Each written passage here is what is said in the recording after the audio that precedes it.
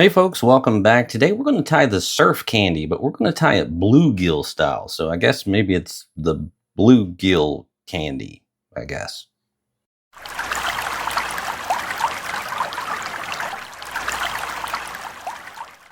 The hook I have in the vise is a 2x long size 10. You can of course adapt this a little bigger, a little smaller. That 10 might seem a little long, but big slabs will hit this thing all day. Don't feel that that is too big. They can and will eat this thing. I'm going to start my thread up at the eye here and dress it back. I'm just using a basic 6/0 thread for this. And we'll just doctor that up and advance back up to the hook eye. Trim out that excess. Now for your tail, there is a pile of materials you can use here, and we have tried most of them. We've tried laser dub, we've tried just silicone legs, we have tried marabou, we've tried natural hair synthetic. We've tried it all. They all behave a little differently in the water, so they give you some different effects. What I keep coming back to is the baitfish hair from Fly Tyer's Dungeon.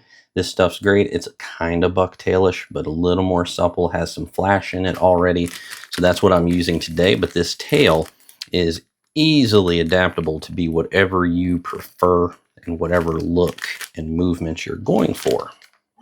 So once I get that hank cut, I'm going to pinch this in and twist a little bit and tease a little of the fibers out to give me a taper. Now, my 2 cents here on your tail, if you are tying this for panfish, is do not get this tail too long. Panfish love to grab the tail, hold it in their mouth, and you're going to miss a bunch of fish. So you want to keep this thing pretty condensed, or you're just going to get a bunch of short strikes. That's kind of the bluegill style. They'll grab something, hold it in their mouth for a bit, see what's going on, and then either take or spit it out. So keep that tail fairly short and you'll get more hookups. I am just going to tie this material in right down the hook shank. Lift those fibers at the front as you snip them, and that will help that to settle right down for you. You won't get any harsh transitions because it'll taper it.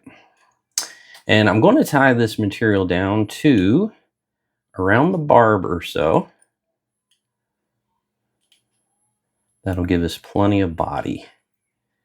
So go ahead and clean that up. You know, this stuff likes to slip out, but this is going to be epoxy cased, so this does not have to be tied in perfectly by any stretch.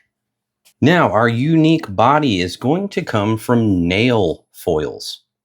Yeah, nail foils. What I'm using today is this nice sort of chameleon-y looking purple. We've had a lot of success off this. Fish just like purple. It's become a fact of life. So this is the one I'm using today. But the upside of these things is there's so many options, from very subtle to, you know, super bright, starburst patterns, all kinds of stuff going on. This one's pretty cool. I mean, you can just see what all that's going to do in the water. It's going to do a lot. Now, these nail foils are super, super cheap, dirt cheap, and they're really well suited for lure making, fly tying. You know, this stuff, we're going to use it like a tinsel today, like a body wrap, but you can use this for shellbacks. You can use this for thorax area, hot spots. There's so much you can use this for, and it's very supple. I mean, once you trim it into strips, you know, it comes in the bigger hanks like this, and then just trim it down. It really does feel like a normal fly tying tinsel, and it's dirt cheap. And you can get this from snake skin to leopard print to just bold colors, everything in between. So it's great. This should have a place in your arsenal if you are a lure builder, fly tyer, any of them. This stuff is pretty cool. So let's use it. Now, what I did was I trimmed this down into a strip. Once you get it, it's going to have a glossy side and a dull side, very similar to a lot of fly tying materials. We're going to tie it with the dull side facing up, and I did cut this at a taper. That'll help it lay down a little better when we go to start wrapping it. But we want to tie that in dull side facing up, because that will get the glossy side showing when we wrap it up the body. So just tie that in, And now I'm going to advance my thread up to the front, and I'm going to go ahead and whip finish just so I don't have any thread slip or anything like that going on, just to keep that under control. And now we're just going to take this material and we are going to wrap our body just like you would with any of your tinsels. Wrap it right up. I mean, it's got so much going on. I don't know how well that's going to show up on camera, but it's got a ton of sparkle, ton of flash, ton of interesting things going on. But we will just wrap that right up to the front, capture it and tie it off, trim out our excess, and then we'll clean it up a little bit, just like so. Easy breezy. And then we will whip finish one more time. Trim out your thread and the tying is done. Once you've got that squared away, we're going to come in with some UV resin, and we are going to put that on pretty generous. Going to try to be vigilant here of keeping it out of the hook eye, but we do want to get plenty on there. And then I'll start rotating and distributing, getting everything nice and covered.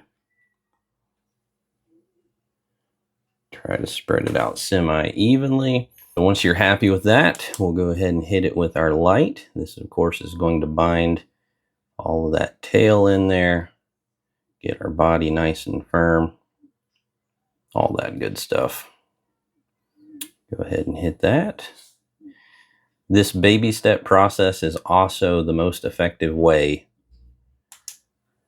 to get a bulkier body if you want to. If you want to push this body bigger, which I guess we could go ahead and do just to show you, do it this way. Get a good coat and then come in and give it another coat.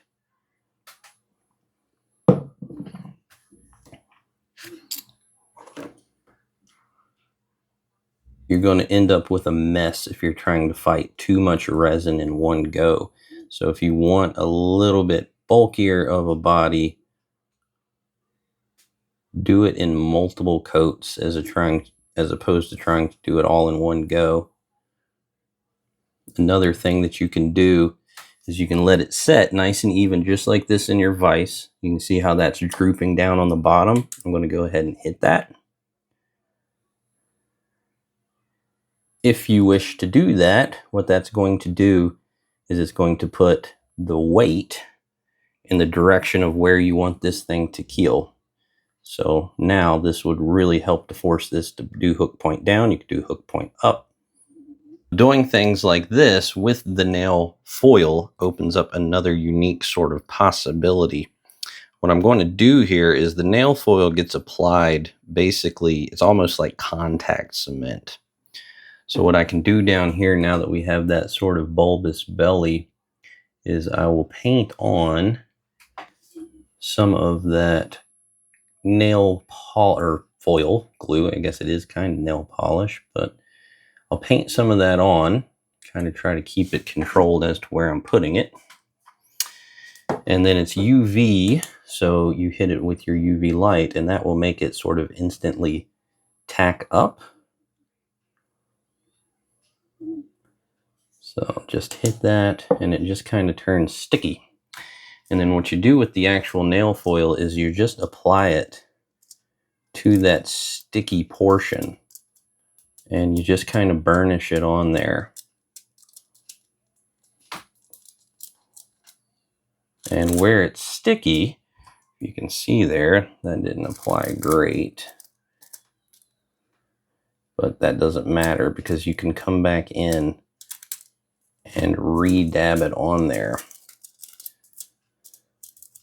So you just kind of put this in that sticky area and burnish it on there, pull it away, and you can see it leaves that stuff behind.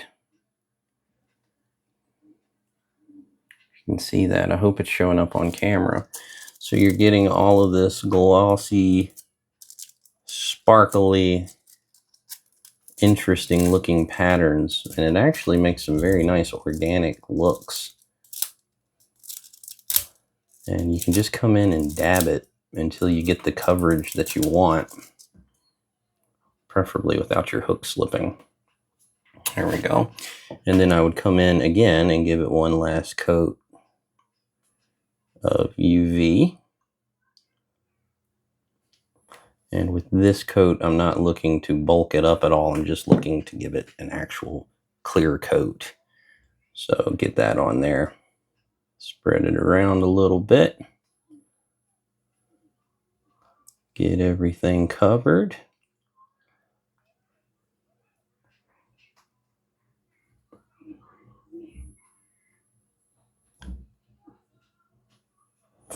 And hit it with your light again. Set it.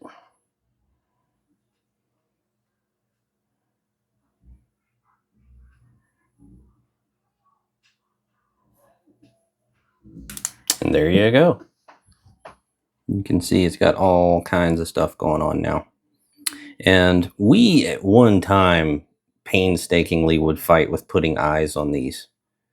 My opinion, my 2 cents, completely unnecessary. Not needed. But doing this, I don't often take the second step of adding more. I usually just do that body wrap, coat it, call it good. It'll catch fish all day long. But I did want to illustrate real quickly the extra things that you can do with it. You can layer things as much or as little as you want in as many steps as you want. And you can build up so many dimensions to a fly like this. It looks very interesting. Now, whether that translates to more fish, who knows? But it sure looks cool to us. So this is basically the surf candy. Everything's scaled down and it's tied in a little bit different of a manner. A lot of the surf candies are tied with a heavy foil, and yeah, we just take that out a little bit, simplify it, and bluegills crappie will absolutely destroy this thing. Go the extra mile, put on eyes if you want, make it distinctly whatever you want, but don't overlook using these nail foils in fly tying. I'm telling you, it is pretty cool stuff, and there is a ton that you can do. So there you go. Tie some of these up, go catch some big old bluegill, go back to your youth. We don't have to just be trout snobs. We can catch all kinds of fishes. Tight lines. God bless.